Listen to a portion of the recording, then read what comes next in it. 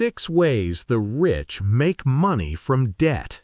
Hold on. Do not rush to pay off your student loans or credit card balance just yet. Sounds crazy, right? While the school system teaches us that debt is a monster, the top 1% in America are using that exact same debt to buy private jets and billion-dollar real estate. Today, I am going to break down the 6 exact strategies millionaires use to turn debt into a money-printing machine.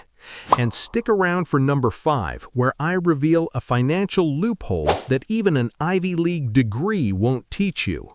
If you are still struggling with your resume and a mountain of bills, this is your escape map. Let's get started. Look at the $1.7 trillion student debt crisis in America. Most of us see it as a life sentence, a shackle pulling our careers down the moment we graduate. But why is it that for that same negative number, elite families like the Rockefellers or Wall Street hedge funds see it as the cheapest resource to multiply wealth?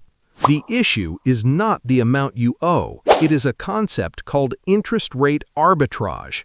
If you understand how it works, student debt is no longer a burden.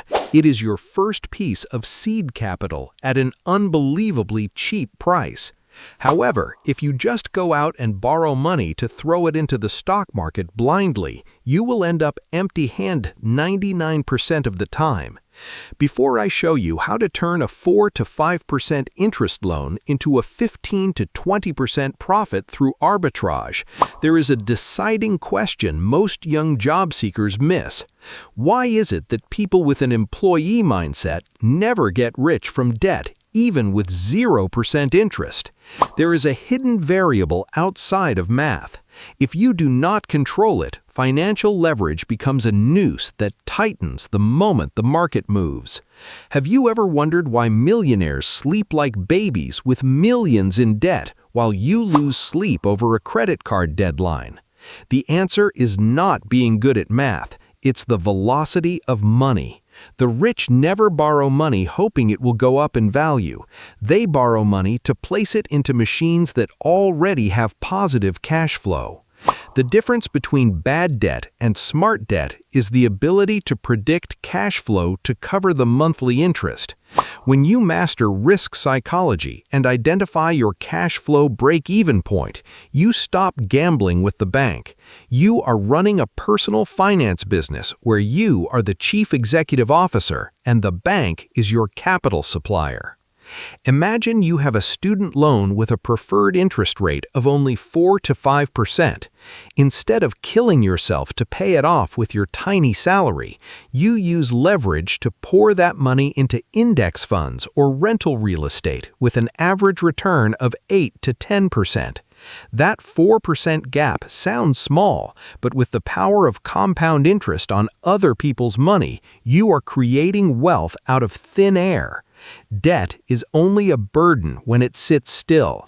Debt becomes a safety net when you force it to move faster than the interest rate. In other words, when your return on investment is greater than the interest rate, you have found the formula for freedom. But that is just the beginner level. The real secret to why the elite never pay taxes on their wealth lies in the second way, a stealth move I am about to reveal. You now know how to use debt for arbitrage, but this is where the game gets dark and calculated. Imagine you're holding a stock portfolio or a piece of real estate that just doubled in value. What is the instinct for 99% of people? Sell it to lock in the profit. But in America, the second you hit that sell button, the Internal Revenue Service shows up and takes 20 to 37% of your gains as income tax.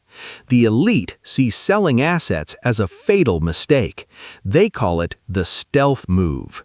How can they spend millions on luxury homes and cars while their taxable income looks like zero on paper?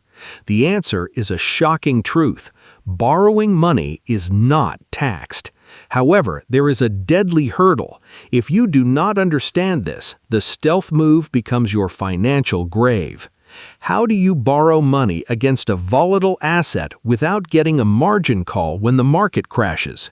If you collateralize $1 million in stock to borrow $800,000 and the market drops 30% tomorrow, you lose everything in a heartbeat.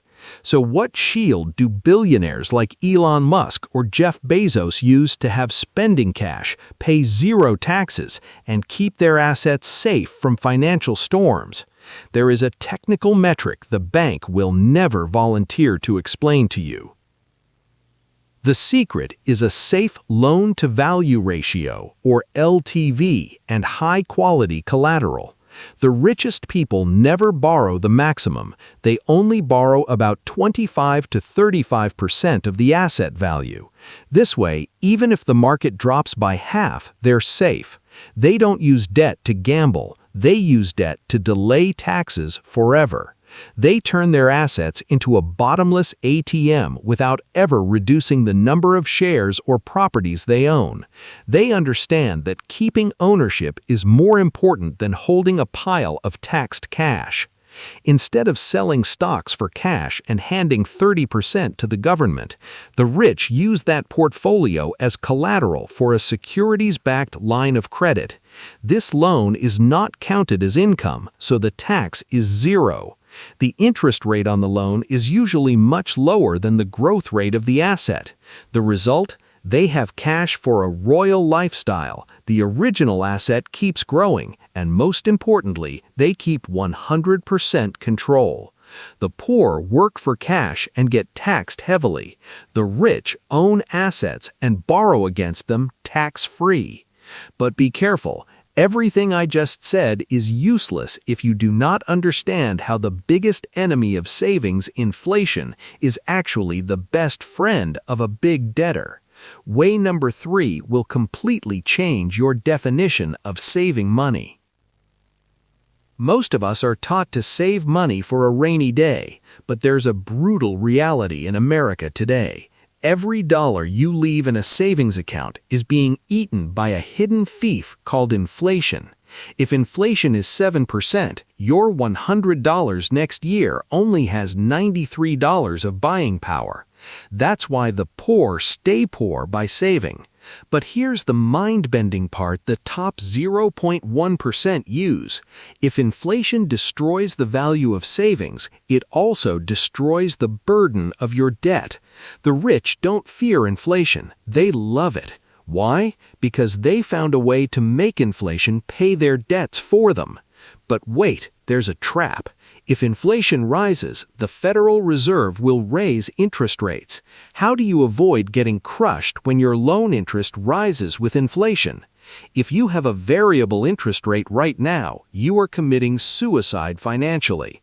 So what is the secret? How do you lock in your advantage while the rest of the world panics over rising prices? There is a financial tool that is extremely common in America, but used the wrong way. If you master it, you turn inflation into the fastest wealth lever of your life. The answer is long-term fixed-rate debt, like a 30-year mortgage. When you lock in an interest rate, say 4%, while real inflation is 7 or 8%, you are receiving a gift from the economy. The bank can't raise your rate, but the real value of the money you pay them every month is shrinking. Meanwhile, the asset you bought with that debt, like a house, is skyrocketing in value because of inflation. You are using the cheap money of the future to pay for the high value of today. Imagine you owe $100,000. After 10 years of high inflation, that $100,000 might only buy a car instead of a house.